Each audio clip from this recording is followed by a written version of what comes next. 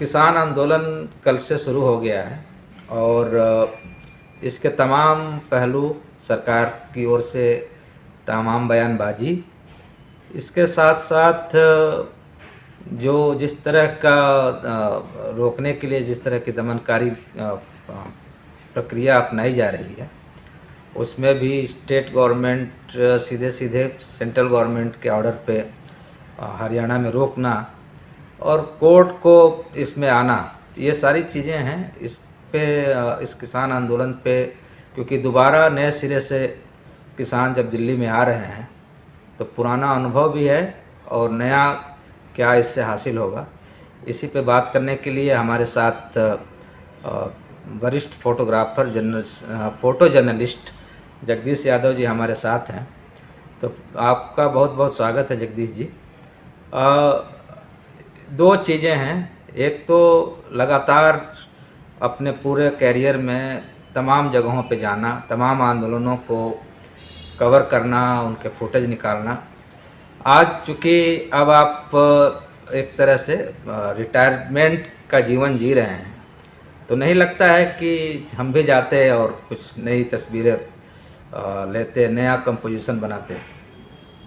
पहली बात यह कि मैं रिटायरमेंट का आनंद नहीं ले रहा हूँ, बिल्कुल रिटायर नहीं। मेरा जॉनरा बदल गया। जिस जॉनरा को लेके आप मुझे जानते हैं अखबार के रूप में, उससे ज़रा डिफर हो गया। 2020 के बाद मैं वीडियो के साथ आ गया ज़्यादा, और गाइड करने के जो इंस्टीट्यूशंस हैं, जो मीडिया पढ़ाया जाता है जहाँ, वहाँ गाइड करने वाला बन गया हूँ। और कई एक दो अखबारों में पेज पर इफेक्टिव इमेज दिखे, इसके लिए भी एडवाइज के रूप में काम करता हूँ। एडवाइजरी? हाँ, करता हूँ काम। जी। तो अब जो ये आंदोलन है, ये आंदोलन हमने पिछली बार वाला भी देखा। उत्साह है, और उत्साह भीतर मन में बहुत आत्मविश्वास है किसानों के, क्योंकि पिछली बार ये देख चुके हैं। देर लगी, बैठे रहे लंबे समय तक, सर्दी गर्मी बरसात सब झेले, लेकिन अंत में सरकार झुकी। जहां तक मैं सुना हूं, सरकार सिर्फ झुकी, अभी बैठी नहीं है। उन्होंने सस्पेंड रखा इसको, कभी भी इसके लागू कर सकते हैं। और पूरी मैं ये सोचता हूं कि इस चुनाव के, लोकसभा चुनाव के बाद ये लागू हो सकता है। शायद ये बात किसानों को भी और उनके बड़े नेताओं को भी मालूम है। इसलिए चुनाव से पहले एक तरह का, मैं सीधा कहूं कि थोड़ा सरकार को धमकाना, ताकि ये वक्त है, तो शुरू किया। जहां तक इमेज आप बोले, अभी तो दिल्ली के आसपास इमेज कुछ नहीं है। अभी तो सामानों की फोटो बन रही है या वीडियो बन रहा है, जो बैरिकेड्स जो खड़े कर रहे हैं, जो ऑब्स्टेकल लगा रहे हैं, उसी की बात हो रही है। लेकिन पंजाब और हरियाणा के बॉर्डर पर जो कल हुआ, उसको मैं टेलीविजन में देखा, तो ऐसी स्थिति में जो कवरेज थी संतोषजनक थी, खराब नहीं थी। जिन जिन चैनलों को मैं बारीकी से देखा, मुझे ठीक लगा। देखिए, वीडियो में सीन दिखाना, अफरा तफरी कितनी हो रही है, निश्चित रूप से वाइडर कंपोजिशन में ही दिखाना ठीक होता है कि एक शॉट में बहुत कुछ दिखता हो। जो फोटो जर्नलिज्म है, थोड़ा सा उससे डिफर होता है। फोटो जर्नलिज्म में एक पिक्चर को वाइडर दिखाने के बाद अन्य तस्वीरों को उसके पड़ने वाले प्रभावों को दिखाने के लिए बोल्ड करते हैं कि लगी कुछ थी तो कैसा दिखाओ आदमी का चेहरा। तो ये दोनों में अंतर भी है, वीडियो और उसमें। हाँ, तो लेकिन एक तो वीडियो का अपना एक प्रभाव है, और लेकिन कई तस्वीरें ऐसी होती हैं, तमाम ऐतिहासिक रूप से, चाहे गुजरात का जो दंगा है जिसमें एक व्यक्ति का, वही मैं कहा कि जी। हम उसके इफेक्ट को दिखाने के लिए बोल्ड करते हैं, हाँ, ताकि उसका असली प्रभाव दिखाई दे। लेकिन वही कह रहा हूँ कि जो फोटोग्राफी है, मतलब ये दोनों ही फोटोग्राफी के ही अंदर में आते हैं, वीडियो हो या स्टिल हो। हाँ, इमेज है, इमेज का है।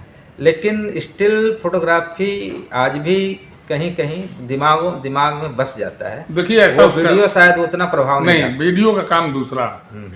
स्टिल फोटोग्राफी एक फिक्स मोमेंट को, फ्रिक्शन ऑफ सेकंड में नहीं, एक सेकंड के कई हजारवें हिस्से के एक हिस्से में उसको कैच कर लेता है, और वो उस वक्त जो उसका भाव था, जो एक्सप्रेशंस थे, जो बातें थी, उसको परमानेंट आपके माइंड में सेव कर देता है। वीडियो चूंकि दौड़ता रहता है, तो वो परमानेंटली सेव होने वाली स्थिति कुल मिला के पूरे माहौल को तो सेव कर पाती है, एक पार्टिकुलर एक्सप्रेशन को सेव करना वो स्टील का ही काम है। स्टील का काम है।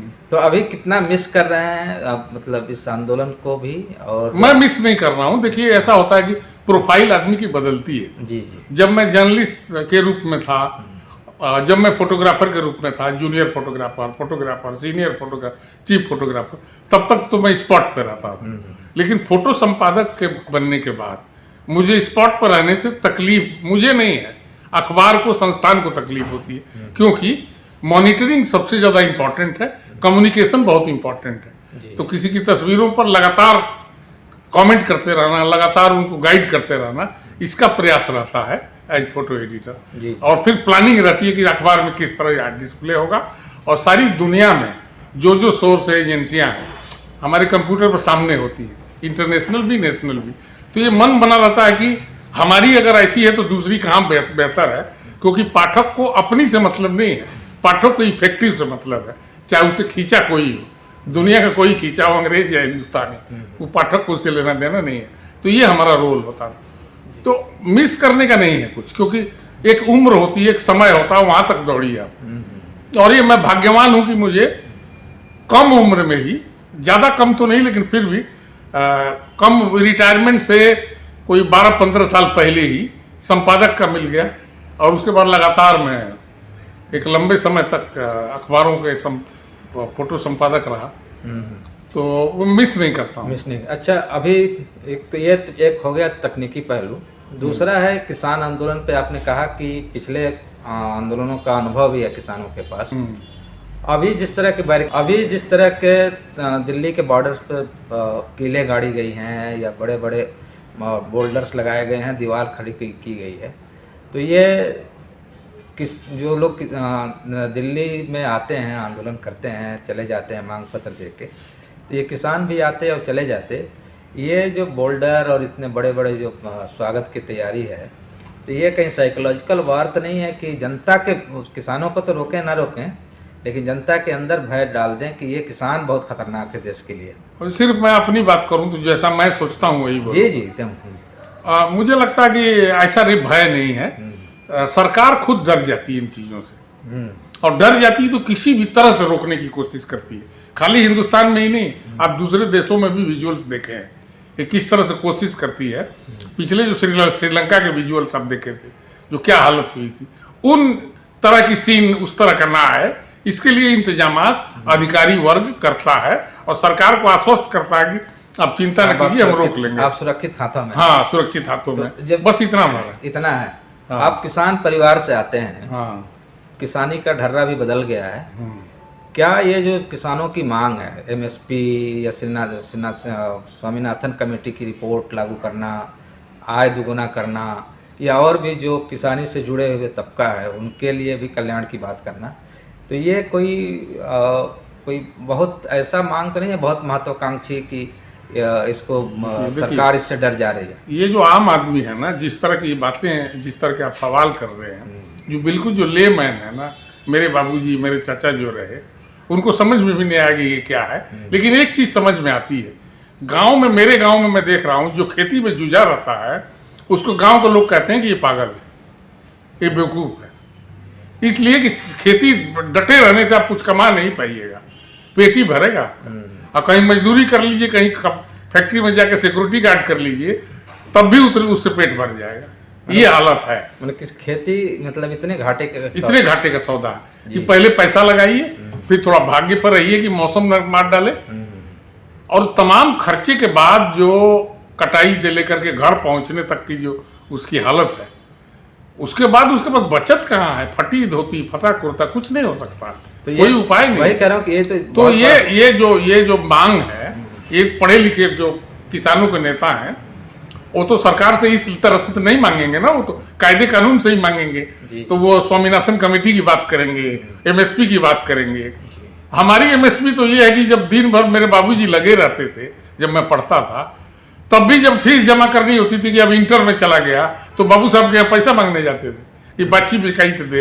ये तो नहीं बोलते गेहूं बेच के दूंगा, ये पहले भी समस्या थी।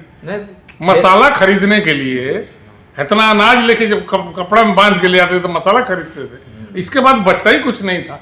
निश्चित रूप से किसानों के साथ जो अन्याय हुआ है, आज़ाद भारत के बाद जो ज़्यादा फोकस वहीं करने की ज़रूरत थी, जिसको फोकस नहीं हुआ। आईटी फाईटी ये जो टेक्नोलॉजी है ना, इसका फायदा होता है, लेकिन आपका बेसिक ही बिल्कुल हवा निकली पड़ी है। वो क्या कर लेगा आईटी फाईटी? मोबाइल तो है, खेती के लिए बहुत सारे इसमें ऐप्स भी आ गए जिसको पढ़ के कर सकते। कौन देख रहा है, कौन पढ़ रहा है उसे, कौन कर रहा है? जो करता है उसको गांव में बोलते हैं पागल है। इसलिए डिमांड जो नेता कर रहे हैं, किसान नेता, वो उचित है और सरकार से उसी तरह से डिमांड की जाती है। मैं तो ठेठ देहाती बात में बताया, यही लेमैन की तरह ही बात करनी है। तो आपने बेहतरीन ढंग से चीज़ों को देखा, समझा है। एक लास्ट सवाल, क्या 2024 का चुनाव आ गया, सर पे आ गया? पहले तो थोड़ा दूर था, यूपी और पंजाब 2-4 राज्यों का था, अब तो सीधे सीधे लोकसभा का चुनाव है और हर तबका एक तरह से महंगाई से त्रस्त है, बेरोजगारी से त्रस्त है, किसान अपने ढंग से त्रस्त है। 6,000 रुपये कितना मायने रखती है? दूसरा कि 2024 के चुनाव में इसका कोई प्रभाव होगा, पड़ता हुआ, या कोई भी थोड़ा सा भी डेंट कर पाए, ऐसा कुछ असर लग रहा है? ये तो एक समय बताएगा। जहां तक मैं पिछले चुनाव का देखा हूँ, आंदोलन के बाद भी चुनाव हुए, कोई असर वोटिंग पैटर्न पे नहीं हुआ। जो अग्रणी जातियां थी, किसान के जो अग्रणी परिवार थे, जो बिल्कुल जूझे रहे साल भर, उसमें अधिकतर जाके वोट उसी सरकार को दे आए जिस सरकार के साथ वो जूझ रहे थे। तो आगे भी कौन सा भरोसा है? लेकिन फिर भी एक अपेक्षा रहती है और एक हम लोगों को भी रहती है, भले हम किसानी अभी नहीं कर रहे हों, लेकिन हमारी बराबर हमारा वीक पॉइंट है कि हम, या स्ट्रांग पॉइंट कहिए, कि हम किसान की तरफ की बात ज्यादा सोचते हैं, क्योंकि उसी में पले बड़े हैं। तो नहीं तो डेंटिंग भी हो सकती है, लेकिन वो समय बताएगा। पिछला अनुभव बहुत खराब है। जी, बहुत बहुत धन्यवाद आपका हमारे साथ बात करने के लिए।